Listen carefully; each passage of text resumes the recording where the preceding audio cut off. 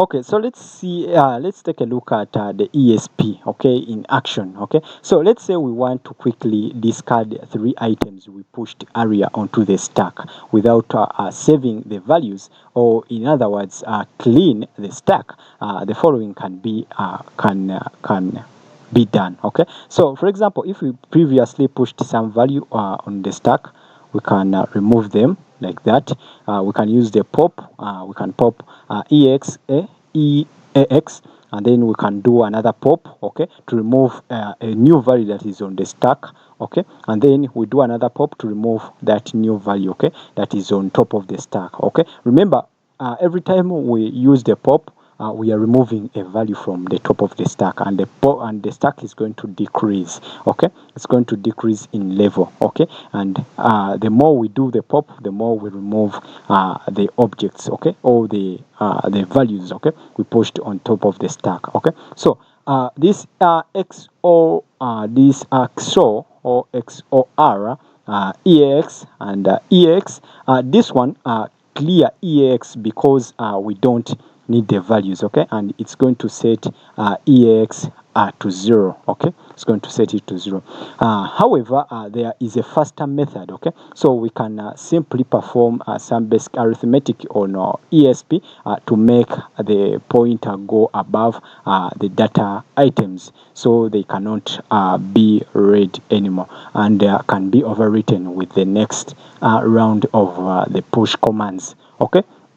So for example, we can do some calculations. So if we pushed 3 items, which means every item we are reserving 4 bytes for it, okay. And 4 times 3 is 12, okay. And for that, we can use the add instruction, and then we can add some 12 bytes on ESP, okay, on ESP, which means we are recovering, okay. We are recovering our previous space, okay, that we occupied, that we used, okay, when we used push, okay. So this is the same as using this one, okay, using these instructions, okay. It is the same, okay. So likewise, if we want to reserve room on the stack for an item bigger than a D word, we can use a subtraction to artificially move ESP forward, okay. And we can then access our reserved memory directly as a memory pointer, or we can access it indirectly as an offset value from the ESP itself, okay. So and say we wanted to create an array of byte values on the stack, 100 items long. We want to store the pointer to the base of this array in EDI. How can we do it? Okay, so let's take a look at it, how we can do it. So here, let's move all these instructions up. So as you can see here, we are reserving we are creating some space on the ESP on the stack, okay, as you can see on the stack, okay. And after doing it, okay, and as you can see here, we are decreasing, okay, we are decreasing the memory, okay, or the location, or the location, okay, we are decreasing, okay, as you can see when we use the sub, okay, the sub for subtracting. So we are subtracting 100 bytes from the current location, okay, of ESP, okay, like that, okay. So this one is the number, okay, it's the number of bytes, okay, in our array, okay. So from there we use we move EDI, we move ESP into EDI, okay.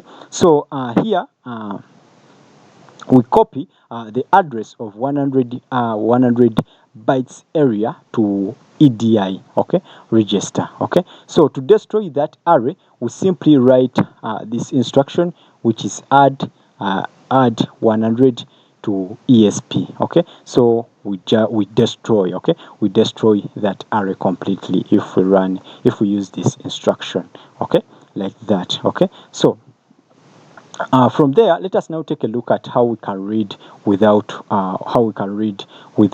popping. Okay, so to read values on the stack without popping them off the stack, ESP can be used with an offset. Okay, so for instance, to read the three D-word values from the top of the stack into EAX, but without using a pop instruction, we could use the following. Okay, so here we are reading without popping. Okay, so we do something like this. We move D word PTR SS. We use the A. We use SS register. We use SS. Then colon. Then ESP. We access that current location, and then we move it into EAX like this.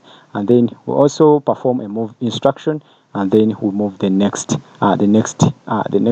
space. And as you can see here, we are moving 4 bytes, okay, from the previous. Okay, as you can see, 4 bytes from the previous, or from the starting like location. Okay, like that. Okay, and then we are moving into EAX. Okay, like that. Okay, but you should remember, since ESP moves downward as the stack grows, data on the stack can be accessed with a positive offset. Okay, and a negative offset should never be used, because data above the stack cannot be counted on to stay on, or cannot be counted on to stay the way you left it. Okay, so the operation of reading from the stack without popping is often referred to as picking. Okay, but since this isn't the official term for it, this in this part we are not going to use it. Okay, so let us now take a look at what's known as data allocation. Okay, so there are two areas in computer memory where a program can store data. Okay, and the first that we have been talking about is the stack. It is a linear LIFO buffer that allows fast allocations and deallocations, but has a limited size. Okay, and the heap is typically a non-linear data storage area, typically implemented using linked lists, binary trees, or other more exotic methods. Okay, and heaps are slightly more difficult to interface. Okay, they are slightly more difficult to interface with and to maintain.